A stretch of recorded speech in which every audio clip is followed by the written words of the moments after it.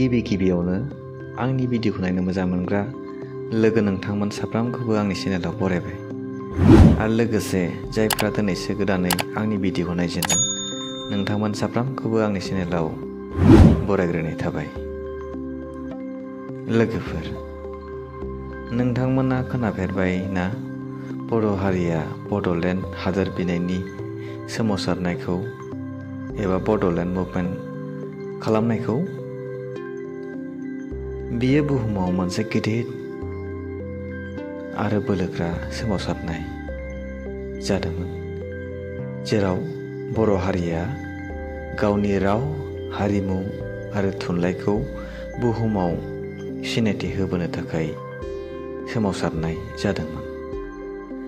गुबुन हारिजों गादबजानाय, नासयजानाय आरो सोबख'जानायनिफ्राय उदां जानो सोमावसारनाय। बे सोमावसारनाया आसाम रायजोनि सा-खोला, सानजा-सोनाब जेरावबो गोसारदोंमोन। लोगोफोर, फै जोङो गोथौयै मिथिना लानि। Bodos are one of the largest indigenous group of Assam. बे बाथ्राया थार लोगोफोर। बर' हारियानो देरसिन हारि कछारी फोलेरनि गेजेराव। बर' हारिहा गावनि राव दङ, हारिमु दङ आरो थुनलाइ दङ।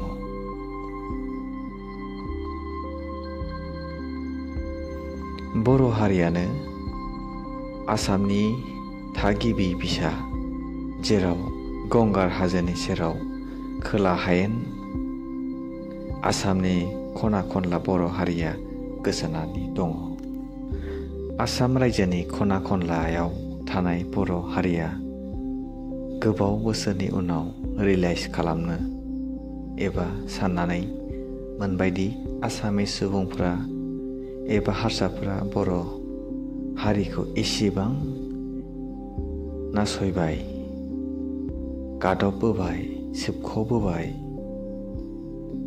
आरो राव हारिमुखौ नेवसिगारबोदों, बेफोरखौ मोनदांनो हमदों। 1960 मायथाइयाव मोनसे अर्गानाइजेसन दानाय जादों, जायखौ plains tribal council of Assam एबा PTCA होननानै बुंनायबो जादों। बड' मुभमेन्ट जागायजेनदोंमोन बे अर्गानाइजेसनानो। बिथांमोना डिमान्ड खालामदोंमोन दि बर' हारिनो आलादा रायजो नांगौ एबा सेपारेट स्टेट नांगौ होननानै, जायखौ उदयाचल होननानै बुंनाय जायो। बे मुभमेन्टआ बर' हारिनि थाखाय बर' राव हारिमुखौ रैखाथि होनो थाखाय मुभमेन्ट खालामनाय जादोंमोन। बे सोमावसारनाया बारा गोबाव थायासै। 1970 मायथाइयाव माखासे आसामनि सुबुंफोरा आरो आसाम सरकारनि गाज्रि पलिटिकेल प्रेसारनि थाखाय बे संग्रामखौ दोनथ'नाय जादोंमोन। बिनि उनावनो अल बड' स्टुडेन्ट इउनियन ABSUआ 1967 मायथाइयाव दाजाखानायमोन। बे एबसुआ गोख्रोंसिन जानानै 1980 मायथाइनिफ्राय उपेन्द्रनाथ ब्रह्म, जायखौ जोङो बड'फा एबा फादार अफ बड' नेशन होननानै बुंनाय जायो, बिथांनि दैदेननायाव बर' मुभमेन्टआ बा बड'लेण्ड मुभमेन्टआ गोख्रों महर मोनदोंमोन। बिथांनि एबसुखौ दैदेननायावनो बिथांमोना गोख्रों स्ल'गान होबोदोंमोन, जेखौ बुंनाय जादों डिभाइड आसाम 50-50।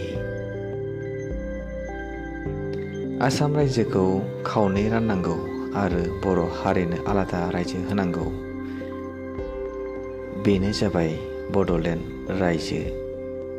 बे स्ल'गानखौ बड'फा उपेन्द्रनाथ ब्रह्मआ एबसुआव थानायाव बे स्ल'गानखौ होबोदोंमोन।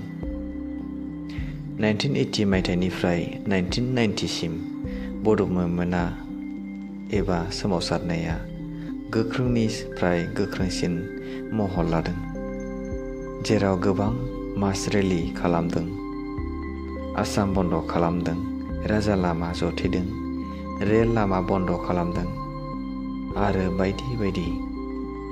बे समावनो बड' हारिया गावनि राव, हारि, थुनलाइखौ रैखाथि होनो आखायाव हाथियार लानांदों आरो बेबायदिनो NDFB national democratic front of Bodoland Ranjan दैमारिनि दैदेननायाव जोनोम मोनदोंमोन आरो बिनि उनाव आरोबाव बड' लिबारेशन टाइगार्स, जायखौ BLT होननानै बुंनाय जादों, बे संगठनाबो जोनोम मोनदोंमोन।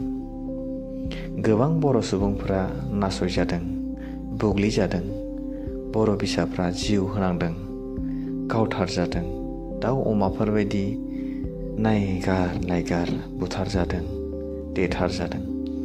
बर' बिब' बिनानावफ्रा जिनाहारि खालामजादों। थेवब्लाबो बर' हारिया गावनि राव, हारिमु आरो थुनलाइनि थाखाय, गावनि राइट्सनि थाखाय संग्राम खालामनायखौ दोनथ'आखिसै। गोबाव बोसोरनि उनाव बर' हारिनि दैदेनगिरिफ्रा भारत सरकारजों मोनसे गोजोन सुक्ति खालामदोंमोन आरो 1993 मायथाइयाव बड' अट'नमास काउन्सिल, जायखौ BAC होननानै बुंनाय जायो, बेखौ बड' हारिनो होदोंमोन। नाथाय बे सुक्तिया बर' हारिनि थाखाय थोजासे नङामोन। बेनि थाखाय बर' बिसाफ्रा गोजोननाय गैयामोन। बेनि उनाव 2003 मायथाइयाव बड'लेण्ड टेरिट'रियेल काउन्सिल अर्थात BTC आरो 6 शेड्युलखौ बर' हारिया मोननो हादोंमोन। 2020 मायथाइयाव आरोबाव एबसु आरो NDP आरो इन्डियान गभर्नमेन्टनि सावरायनायनि गेजेरजों आरोबाव बड'फोरनो बड'लेण्ड टेरिट'रियेल रिजन, जायखौ BTR होननानै बुंनाय जादों, बेखौ बर' हारिनो होदोंमोन। बेबायदिनो दिनैसिम बड'लेण्ड टेरिट'रियेल रिजनखौ मोननो हानायाव गोबां बर' फिसाफ्रा दुखु दाहानि गेजेरजों मोनदोंब्लाबो बर' फिसाफोरानो थोजासे नङा। BTRखौ मोनदोंब्लाबो गोबां बर' फिसाफ्रा दुखु दाहानि गेजेरजों मोगा मोगि जानांगासिनो दङ। दिनैबो बर' फिसाफोरा आनएमप्लयड, अदेबानि साख्रि गैयि जानानै दङ। बे एकर्डनि गेजेरजों बर' हारिया बेसे रैखाथि मोनगोन एबा हेफाजाब मोनगोन, बोथोरजों लोगोसे उननि समफ्रावसो मिथिनो हासिगोन। बड'लेण्ड मुभमेन्टनि गेजेरजों मिथिनो मोनोदि गासै हारिया मान सन्मान आरो सिनायथि नांगौ। नोंथाङा बे जारिमिनखौ जिउआव थुलुंगानाय मोनदोंब्ला बे भिडिअखौ लाइक होनो दाबावसै आरो कमेन्ट होनोबो दाबावसै आरो शेयार खालामनोबो दाबावसै। आरो नोंथांमोना बे भिडिअखौ मोजां मोनदोंबा नोंथांमोननि ससियेल मिडिया प्लेटफर्माव शेयार खालामनो हागोन।